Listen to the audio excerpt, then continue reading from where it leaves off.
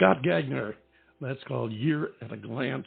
Some great lyrics and a little bit different sound from the opener, Rise. I strongly endorse this album and suggest that if you do like his music, you go and check out the entire album because there's some very good stuff on there, and you can find out a lot more at his website, more than we had time to talk about here today. We are looking forward to having him back in the future here on the David Bowers Awards, just as we do our next guest, who is back from having been here a couple of times in the past, and we look forward to talking with Dark Beauty right after we listen to this first track of hers, which is, by her own admission, heavier than anything she's ever done before. So let's get heavy. Here is Dark Beauty with Demon.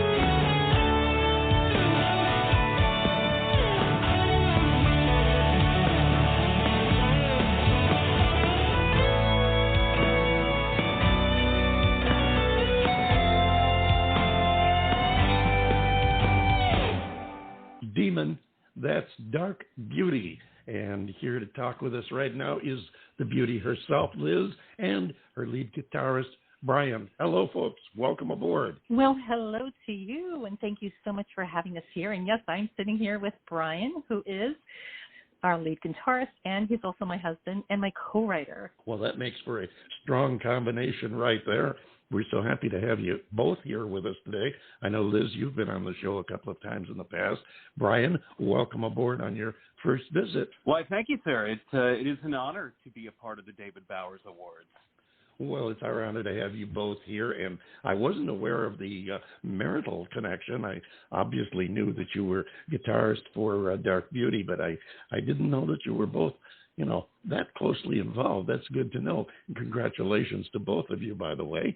And tell us, Liz and Brian, tell us about this latest adventure that you have. It's the album is called Between Sixes and Sevens, and I guess a good place to start would be to explain what that means and where it comes from. Sure. This is the second release that Dark Beauty has put out, and it follows the story of the Dark Angel, who is a character who has fallen from grace, and on the third album, hopefully will be redeemed, although we're not giving any spoilers out. But this second release is, the songs, you can tell from the front album cover even, the character is at a crossroads. She's fallen from grace, and a big part of her heart wants to get back to heaven where she thinks she belongs. But there are darker forces that are conspiring against her. And, let's be honest, we've all felt maybe dark forces sometimes pulling us to do something that we shouldn't do. And that's really what this album does, is explore that crossroads. Very well explained. And, I understand that the phrase itself, between sixes and sevens, is an old English expression for basically for a state of confusion. And I think you have explained the connection with the music and the album quite well, and definitely be looking forward to number 3, because we're just now getting familiar with number 2. Jon BonJovial, you're sitting there with that look on your face that I would just like to ask this question. The pensive look. Well, hey, guys, welcome to the show. It really is nice to have you. Brian, it's nice to, I guess, virtually meet you. And Liz, it's great to have you back again. I'm listening to Demon, and I guess that this must be the day that, we talk about musical influences, at least from my perspective of the Western variety. This Philadelphia has its sound, New York has its sound, Miami has its sound, or the sound machine, if you will. But, in listening to Demon, I am hearing, I don't know if dark forces are at work is a proper expression, but I really hear some of the heavier psychedelia that might have emanated from the West Coast. Am I off there, or am I semi-close? Well, honestly, the second half of the song was inspired by a slightly different, which was, at least I'd like to think there's a little bit of Pink Floyd in there, in the overall sense of how it evolves there. And, the first part is, this is a really strange influence, but I think if you listen closely, you might hear a little bit of Shoes by the Eagles in the first half, only with a little more guitar. I did think I didn't catch the Eagles reference while listening, but certainly the Pink Floyd I did with the dramatic, heavy, for lack of better words, drug influence type of music. Which, back in the day when we were kids was a wonderful thing. Now at our age, it's inspired by coffee. If you remember that age, you weren't there. Yeah, you weren't there. In your website biography, you've summed this up, I think, very well with the line that says that you fit comfortably within the progressive rock world, with elements of pop, dance, opera, and heavy classic rock, all part of the mix. And I know we've spoken with Liz on the times previously that she's been here with us about her voice and her amazing talent, which at times borders on the operatic. And, of course, or classical instruction that leads up to that. How did you come up with this compendium of sounds?